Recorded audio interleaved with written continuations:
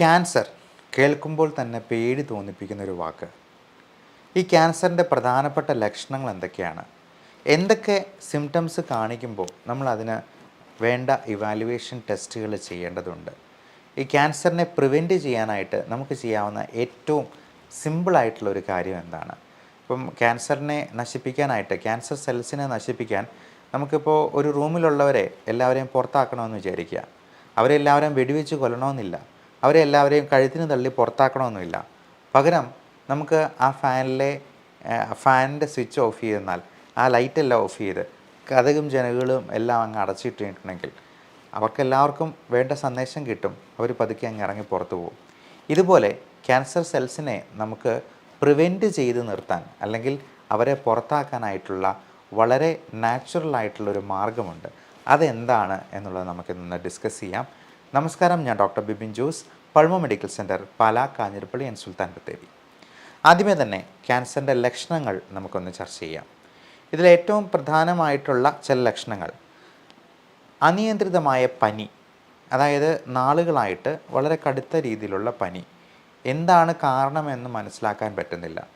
അതേപോലെ വെയിറ്റ് കുറഞ്ഞു പോവുക, വണ്ണം. ഇപ്പം നമുക്ക് അൺഎക്സ്പ്ലെയിൻഡ് ആയിട്ടുള്ള വെയിറ്റ് ലോസ്, നമ്മൾ വേണമെന്ന് വിചാരിച്ച് ഡയറ്റ് ചെയ്തിട്ടോ എക്സസൈസ് ചെയ്തിട്ടോ ഒന്നുമല്ല, ഒരു കാര്യവും ഇല്ലാതെ 5 കിലോ 10 കിലോ ഒക്കെ കുറച്ച് മാസങ്ങൾക്കുള്ളിൽ തന്നെ നഷ്ടപ്പെടുക.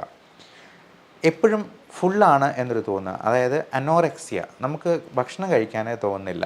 എപ്പോഴും നമ്മൾ വയറ് ഫുള്ളാണ്, അല്ലെങ്കിൽ നമുക്ക് വിശപ്പ് തോന്നുന്നേ ഇല്ല എന്നുള്ളൊരവസ്ഥ.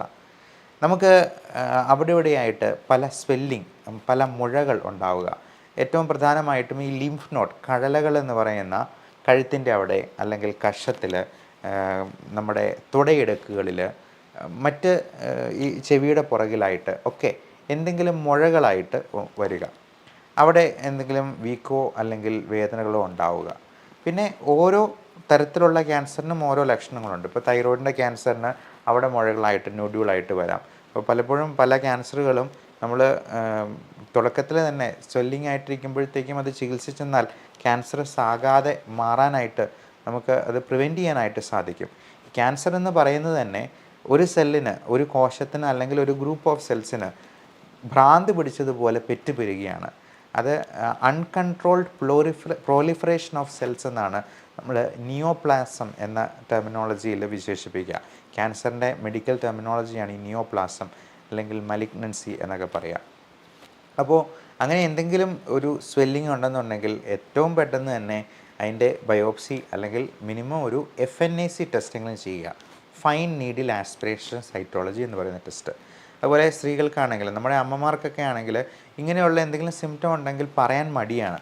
അപ്പോൾ അവരുടെ ബ്രസ്റ്റിൽ എന്തെങ്കിലും നൊഡ്യൂൾ ഉണ്ടെന്നുണ്ടെങ്കിൽ അത് മക്കളോടെങ്കിലും അത് തുറന്ന് പറയുകയോ, അല്ലെങ്കിൽ മക്കൾ ഇടയ്ക്ക് ചോദിച്ചിട്ടാണെങ്കിലും മനസ്സിലാക്കുക.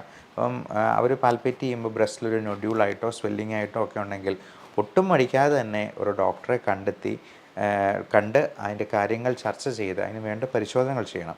അതുപോലെ ബ്ലീഡിങ്, അത് ഏതെങ്കിലും ഒരു നാച്ചുറൽ ഓറിഫിസിൽ നിന്ന്, ചിലപ്പം മൂക്കിലൂടെ ബ്ലഡ് വരുന്നതായിരിക്കാം, അല്ലെങ്കിൽ നമ്മൾ ചുമയ്ക്കുമ്പോഴത്തേക്കും അതിൻ്റെ കഫത്തിൻ്റെ കൂടെ ചോരമയം കാണുന്നതാവാം. വയറ്റിൽ നിന്ന് പോകുമ്പോൾ ബ്ലീഡിങ് ആയിട്ട് ഉണ്ടാവുക. സ്ത്രീകൾക്കാണെങ്കിൽ വജൈനൽ ബ്ലീഡിങ്, പീരീഡ്സിൻ്റെ സമയം അല്ലെങ്കിൽ പോലും ബ്ലീഡിങ് ഉണ്ടാവുക, അല്ലെങ്കിൽ കൂടുതലായിട്ട് ബ്ലീഡിങ് ഉണ്ടാവുക. പീരീഡ്സിൻ്റെ സമയത്ത് 5, 6, 7 ദിവസമൊക്കെ ബ്ലീഡിങ് കണ്ടിന്യൂസ് ആയിട്ട് നിൽക്കുക, തുടങ്ങിയുള്ള പ്രശ്നങ്ങളുണ്ടാവുക.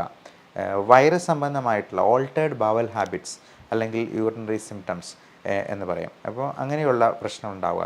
യൂട്രസിൻ്റെ, അല്ലെങ്കിൽ എൻഡോമെട്രിയൽ ക്യാൻസർ, അല്ലെങ്കിൽ ഒവേറിയൻ ക്യാൻസർ, CA സെർവിക്സ്, ഇതിനെല്ലാം പലതരത്തിലുള്ള ലക്ഷണങ്ങളാണ്. അപ്പോൾ നമുക്ക് ഇത്തരത്തിലുള്ള ലക്ഷണങ്ങൾ എന്ത് കണ്ടെന്നാലും നിങ്ങൾക്ക് ഒരു സുഹൃത്തിനെ പോലെ സംസാരിക്കാവുന്ന ഒരു ഡോക്ടറിനെ കണ്ടെത്തി അതിന് വേണ്ട ഇവാലുവേഷൻ ചെയ്യേണ്ടത് വളരെ വളരെ അത്യാവശ്യമാണ്.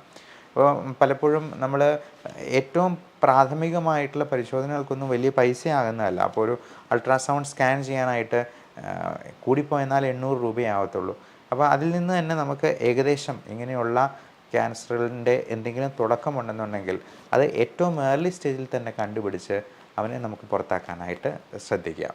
അതുപോലെ ബ്രെയിനിൽ ക്യാൻസർ ഉണ്ടാകുമ്പോഴേക്കും, എന്തെങ്കിലും ബ്രെയിൻ ട്യൂമറായിട്ട് ഉണ്ടാകുമ്പോഴേക്കും നമുക്ക് തലവേദന, തലകറക്കം, ക്ഷീണം, ആളുടെ മെൻ്റൽ സ്റ്റേറ്റസ് തന്നെ മാറുന്ന, ക്യാരക്ടർ മാറുന്ന രീതിയിൽ എന്തെങ്കിലും രോഗലക്ഷണങ്ങൾ കാണിക്കുക, അതുപോലുള്ള ഡിപ്രഷൻ, ആങ്സൈറ്റി പോലുള്ള പ്രശ്നങ്ങൾ പോലും ഇതിൻ്റെ തുടക്ക ലക്ഷണങ്ങളായിട്ട് ചിലപ്പോൾ കാണാറുണ്ട്. അപ്പം ക്യാരക്ടർ മാറുന്ന ഒരു രീതിയിൽ, അതായത് ഇൻട്രാക്രൈനിയൽ പ്രഷർ കൂടുന്ന രീതിയിൽ, നമ്മുടെ സ്കള്ളിനുള്ളിലുള്ള പ്രഷർ കൂടുന്ന രീതിയിൽ എന്തെങ്കിലും ഒരു ലീഷൻ ഉണ്ടാവുകയാണെങ്കിൽ അതിനനുസരിച്ചുള്ള സിംറ്റം ആയിരിക്കും. അതുപോലെ ലങ് ക്യാൻസർ ആണെങ്കിൽ ലങ്സിനിടയിലുള്ള സ്പേസാണ് മീഡിയാസ്റ്റൈനം എന്ന് പറയും. അപ്പോൾ അങ്ങനെയുള്ള ക്യാൻസറുകളാണ് പലപ്പോഴും ലിംഫോമ, സെമിനോമ തുടങ്ങിയ ക്യാൻസറുകളൊക്കെ. അപ്പോൾ പല സെലിബ്രിറ്റീസും യുവരാജ് സിംഗിനെ പോലെ, മമത മോഹൻദാസ് എന്ന നടിയെപ്പോലെ ഒക്കെ പല ആൾക്കാരും ഇങ്ങനെയുള്ള ക്യാൻസറിൽ നിന്നും പൂർണ്ണമായിട്ടും മുക്തി പ്രാപിച്ച് ജീവിതത്തിലേക്ക് വളരെ സക്സസ്ഫുൾ ആയിട്ട് തന്നെ തിരിച്ചു വന്നിട്ടുള്ള ആൾക്കാരാണ്. അപ്പോൾ ഇങ്ങനെ എന്ത് സിംറ്റംസ് ഉണ്ടായെന്നാലും നമ്മൾ ഏറ്റവും പ്രാഥമികമായിട്ടുള്ള ഒരു ചെസ്റ്റ് എക്സ്റേ എടുത്ത് നോക്കുന്നതിനോ, അല്ലെങ്കിൽ ഇപ്പോൾ ബ്രെയിൻ റിലേറ്റഡ് ആയിട്ടുള്ള പ്രശ്നമാണെങ്കിൽ ഏറിപ്പോയെന്നാൽ ഒരു CT സ്കാൻ ചെയ്ത് നോക്കുന്നതിനോ ഒന്നും ഒരുപാട് പൈസ ചിലവാക്കേണ്ട ആവശ്യം വരത്തില്ല.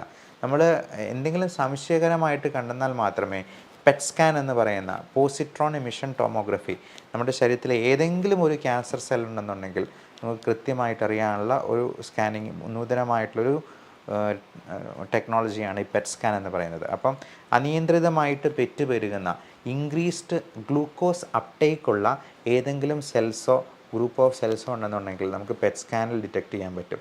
അപ്പോൾ എന്തെങ്കിലും സംശയങ്ങളുണ്ടെന്നുണ്ടെങ്കിൽ നമുക്ക് ആ പെറ്റ് സ്കാൻ വഴി അത് പൂർണ്ണമായിട്ടും ദൂരീകരിക്കാനായിട്ട് പ്രത്യേകമായിട്ടും ഓർക്കുക. ഇനി ഈ ക്യാൻസർ പ്രിവെൻറ്റ് ചെയ്യാനായിട്ട് നമ്മൾ എന്തെല്ലാം കാര്യങ്ങൾ ശ്രദ്ധിക്കണമെന്നുള്ളത് ഓർക്കുക. ഏറ്റവും പ്രധാനം നമ്മുടെ ബാഡ് ഹാബിറ്റ്സ് എല്ലാം ഒഴിവാക്കുക എന്നുള്ളതാണ്. ദുശീലങ്ങൾ, പ്രത്യേകിച്ചും സ്മോക്കിംഗ്, ആൽക്കഹോൾ. ഈ പുകവലിക്കാറ്, എൻ്റെ സുഹൃത്തിന് നല്ല പോലെ വലിക്കുന്നവനാണ്, അവന് ഇതുവരെ ക്യാൻസർ ഉണ്ടായിട്ടില്ല, എന്നാൽ ഒട്ടും വലിക്കാത്ത എനിക്ക് ക്യാൻസർ വന്നല്ലോ എന്ന് പലരും പരാതി പറയാറുണ്ട്. ഒരു ആപ്പിൾ പോലും സോപ്പിട്ട് കഴിക്കുന്ന എനിക്ക് ക്യാൻസർ വന്നു, എന്നാൽ ഡെയിലി 2 പാക്കറ്റ് വലിക്കുന്ന അവന് ക്യാൻസർ വന്നില്ല എന്ന് പറയാം. പലപ്പോഴും നമ്മളിതിന് ഒരു ഉദാഹരണം പറയുക, നമ്മൾ ബൈക്ക് ഓടിക്കുമ്പോഴത്തേക്കും ഹെൽമെറ്റ് വെക്കാൻ പറയുന്നത് തല സേഫായിരിക്കാൻ വേണ്ടിയാണ്. എന്നാൽ ഹെൽമെറ്റ് വെച്ചിട്ടുള്ള ആൾക്കാരും അപകടത്തിൽ മരിക്കുന്നുണ്ട്. പക്ഷേ നമ്മൾ ഹെൽമെറ്റ് വെച്ച് പോയി കഴിഞ്ഞാൽ അപകടമുണ്ടായെന്നാലും നമ്മുടെ ജീവൻ രക്ഷിക്കാനായിട്ട് നമുക്ക് കഴിഞ്ഞേക്കും. പലപ്പോഴും ചെറിയ ഇഞ്ചുറീസ് കൊണ്ട് തന്നെ നമുക്ക് രക്ഷപ്പെട്ടു പോകാൻ പറ്റിയേക്കും. എന്ന് പറഞ്ഞതുപോലെയാണ് നമ്മൾ സ്മോക്കിംഗ്, ആൽക്കഹോൾ പോലുള്ള പ്രശ്നങ്ങൾ അല്ലെങ്കിൽ ദുശീലങ്ങൾ ഉപേക്ഷിച്ചെന്നാൽ നമുക്ക് ക്യാൻസർ വരാനുള്ള സാധ്യത കുറവാണ് എന്നുള്ളത് പല പഠനങ്ങളിലും വളരെ വ്യക്തമായിട്ട് തന്നെ തെളിയിക്കപ്പെട്ടുള്ളതാണ്. ഇനി വളരെ ഭാഗ്യശാലികളായിട്ടുള്ള ആൾക്കാരുണ്ടാവാം, നല്ല പുകവലിച്ച് നല്ല ഡ്രിങ്ക്സും കഴിച്ച് 75-80 വയസ്സ് വരെയൊക്കെ ജീവിച്ചിട്ടുള്ള ഭാഗ്യശാലികളായിട്ടുള്ള ആൾക്കാരെ നമ്മൾ കണ്ടിട്ടുണ്ടാവാം. പക്ഷേ നമുക്ക് നമ്മുടെ ജീവിതം വെച്ച് എന്തിനങ്ങനെ ഒരു റിസ്ക് എടുക്കുന്നു? എല്ലാവരും സന്തോഷമായിട്ട് ഏറ്റവും ആയുസ് എൻജോയ് ചെയ്ത് തന്നെ ജീവിക്കാനായിട്ട് നോക്കുകയല്ല ചെയ്യേണ്ടത്.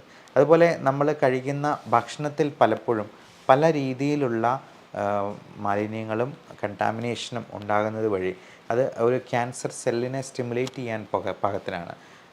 നമുക്ക് ഏറ്റവും കേരളീയരുടെ ദേശീയ ഭക്ഷണമായിട്ടുള്ള പൊറോട്ടയും ബീഫും തന്നെ എടുക്കാം.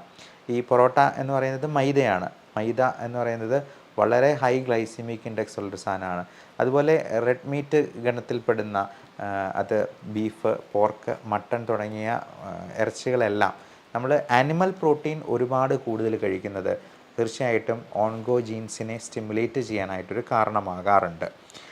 അതേപോലെ തന്നെ സ്വീറ്റ്സിൻ്റെ കൺസപ്ഷൻ, ബേക്കറി സാധനങ്ങളായിട്ടുള്ള ഇപ്പം ചോക്ലേറ്റ് ആണെങ്കിലും ഒത്തിരി മധുരമുള്ള സാധനങ്ങളാണെങ്കിലും ഒരുപാട് കഴിക്കുന്നത് നമുക്ക് ക്യാൻസർ സെൽസിനെ സ്റ്റിമുലേറ്റ് ചെയ്യാൻ കാരണമാകും. അപ്പോൾ ആഹാരശീലങ്ങളിൽ കൂടുതലായിട്ടും നമ്മൾ പച്ചക്കറികളും ഇലക്കറികളും അധികം മധുരമില്ലാത്ത പഴങ്ങളും ഉൾപ്പെടുത്താനായിട്ട് ശ്രദ്ധിക്കുക.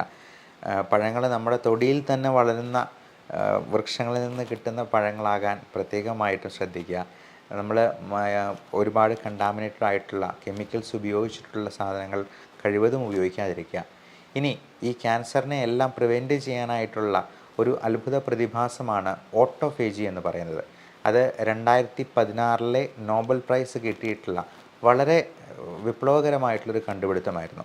യാഷിനോറി ഓസുമി എന്ന് പറയുന്ന ജാപ്പനീസ് ശാസ്ത്രജ്ഞൻ, അദ്ദേഹത്തിന് ഫിസിയോളജി ഓഫ് മെഡിസിനിൽ നോബൽ പ്രൈസ് 2016 ഏതാണ്ട് 6-7 വർഷങ്ങൾക്ക് മുൻപ് കിട്ടിയിരിക്കുന്ന വളരെ വിപ്ലവകരമായിട്ടുള്ള ഈ കണ്ടുപിടുത്തത്തിന് ഓട്ടോഫേജി എന്നാണ് പേര് പറയുക. ഓട്ടോഫേജി എന്ന് പറഞ്ഞാൽ മറ്റൊന്നുമല്ല, നമ്മുടെ സെൽസിനെ, ക്യാൻസർ സെൽസിനെ നമ്മുടെ തന്നെ കോശങ്ങൾ തന്നെ കാർന്ന് തിന്നുന്ന ഒരവസ്ഥ.